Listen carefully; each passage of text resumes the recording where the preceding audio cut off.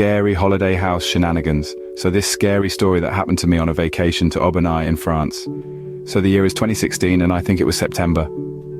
My family, my parents, the family dog and yours truly, went to France for a vacation. My mother had picked a nice looking holiday home close to the French city of Aubenas. So we arrived there and the landlady greeted us. Communication was a little odd since she was French and my parents speak very little French or English, and I couldn't speak English too well either, as I was 12 back then. Though both I and my parents remember how she kind of nervously explained us that we definitely have to activate the alarm system every night and to lock the doors leading to the lounge winter garden with a large metal shutter that, at least to 12-year-old me, reminded me more of blast doors. Another thing that struck my parents and me as odd was that we weren't shown all of the house.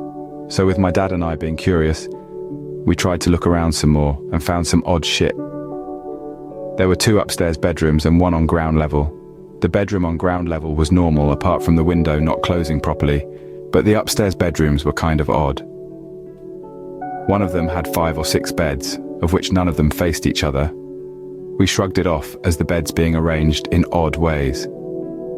The second bedroom had a very large bed and a second door, standing to the left of the bed. The door was locked, and we weren't given a key for it. A similar door was across the upstairs hallway, next to the bathroom upstairs. It apparently led to a small balcony, which also led to another door, which obviously couldn't be accessed either. The creepiest part, though, was the basement. So we weren't shown the basement by the landlady, but the key fit, and me and my dad went down there out of curiosity. It was a stairway that led into an L or Z-shaped basement. It was pretty normal at first, but the end was concerning. The last part of it was tiled and had a very amateur mosaic of a red figure with black hair, which seemed like a woman to me and my dad. My dad also claimed there were what looked like meat hooks in the walls when talking about him with that. So because of some goddamn reason we stayed there for the week, and some really odd things happened. First of all, we all had a pretty scary feeling when it got dark, which in a house that throws so many red flags at you is kind of normal. Secondly, I am like 80% sure I heard some noises coming from that locked door in the upstairs bedroom, like a creaking of some old floorboards. I also felt pretty watched, and a little like depressed, which is odd for a vacation. Feeling like that could be normal though, since I tend to have paranoia from time to time, so maybe that was the paranoia showing rather early in my life, due to the circumstances.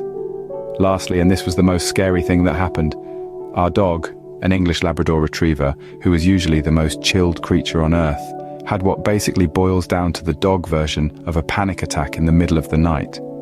I was in another bedroom, so this relies fully on the accounts of my parents.